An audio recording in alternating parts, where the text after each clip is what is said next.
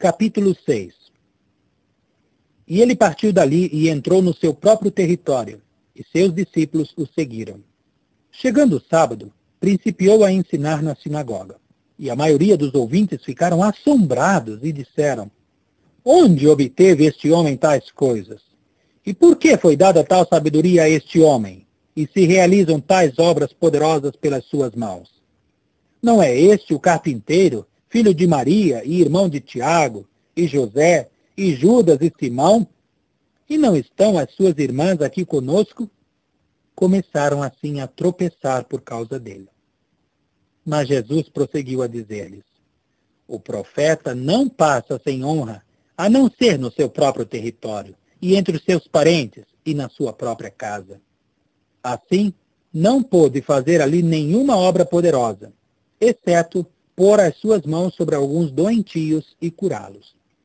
Deveras, admirou-se de sua falta de fé, e percorreu as aldeias num circuito, ensinando. Convocou então os 12 e principiou a enviá-los de 2 em 2, e começou a dar-lhes autoridade sobre os espíritos impuros. Deu-lhes também ordens de não levarem nada para a viagem, a não ser apenas um bastão, nem pão, nem alforge, nem dinheiro de cobre nos bolsos dos seus cintos, mas de amarrarem sandálias e de não usarem 2 peças de roupa interior. Outro sim, disse-lhes: Onde quer que entrardes numa casa, ficai ali até sairdes daquele lugar.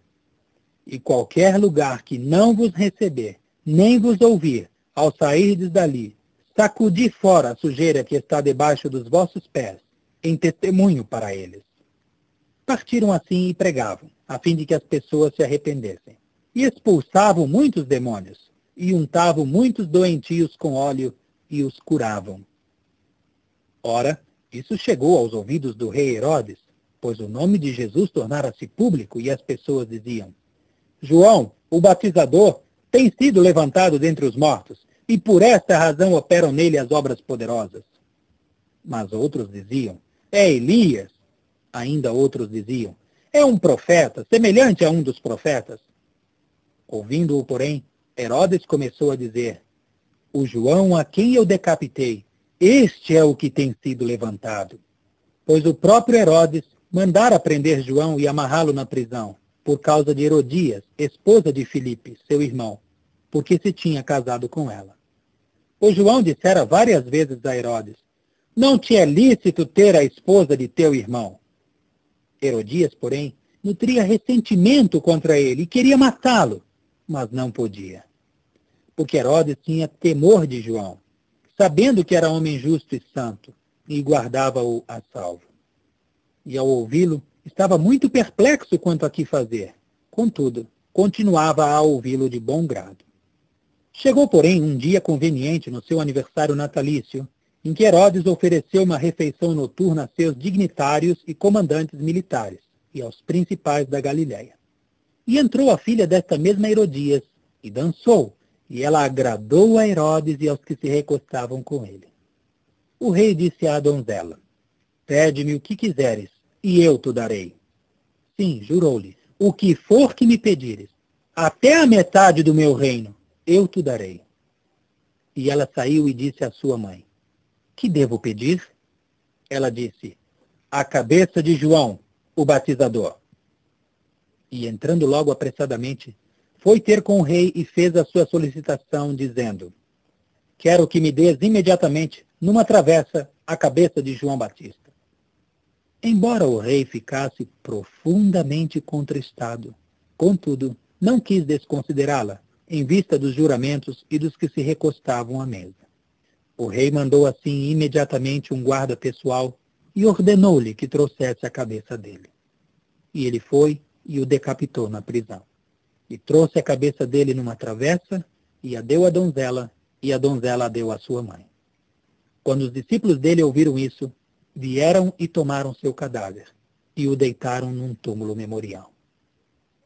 E os apóstolos ajuntaram-se diante de Jesus e relataram-lhe todas as coisas que tinham feito e ensinado. E ele lhes disse: Vinde, vós mesmos, em particular, a um lugar solitário, e descansai um pouco. Porque havia muitos que vinham e iam, e não tinham folga nem para tomar uma refeição. Por isso, se afastaram no barco para um lugar solitário à parte. Havia, porém, quem os viu partir, e muitos ficaram sabendo disso, e afluíram para lá a pé, de todas as cidades, e chegaram primeiro que eles. Ora, ao desembarcar, ele viu uma grande multidão, mas teve pena deles, porque eram como ovelhas sem pastor, e principiou a ensinar-lhes muitas coisas. A hora então já ficara avançada, e seus discípulos aproximaram-se dele e começaram a dizer: o lugar é isolado e a hora já está avançada.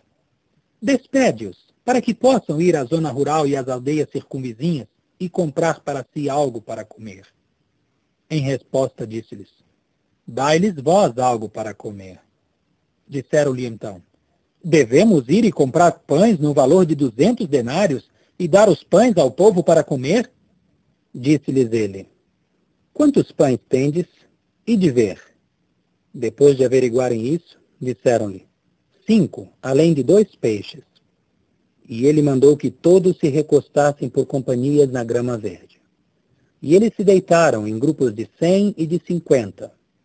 Tomando então os 5 pães e os 2 peixes, olhou para o céu e proferiu uma bênção, e partiu os pães, e começou a dá-los aos discípulos, para que estes os pusessem diante das pessoas.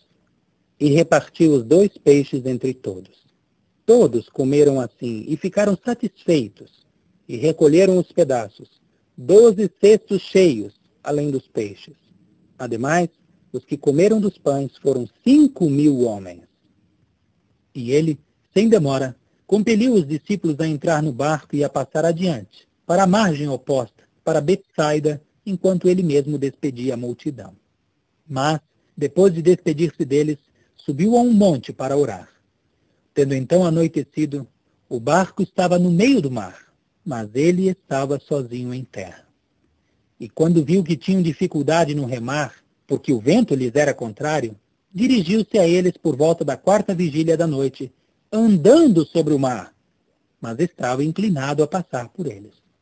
Quando o avistaram andando sobre o mar, pensaram: é uma aparição! E clamaram em voz alta, pois todos eles ouviram e ficaram aflitos. Mas falou-lhes imediatamente e disse-lhes: coragem, sou eu, não temais. E subiu para junto deles no barco, e o vento cessou. Em vista disso, ficaram grandemente pasmados no seu íntimo, porque não tinham compreendido o significado dos pães, mas os seus corações continuavam obtusos no entendimento. E tendo feito a travessia, chegaram a Genezaré e ancoraram perto. Mas, assim que saíram do barco, as pessoas o reconheceram e percorreram toda aquela região e principiaram a carregar em macas os que estavam adoentados, para onde souberam que ele estava. E onde quer que entrasse, em aldeias ou em cidades ou na zona rural, colocavam os doentes nas feiras e imploravam-lhe que pudessem tocar pelo menos a orla de sua roupa exterior. E quantos a tocavam, ficavam bons.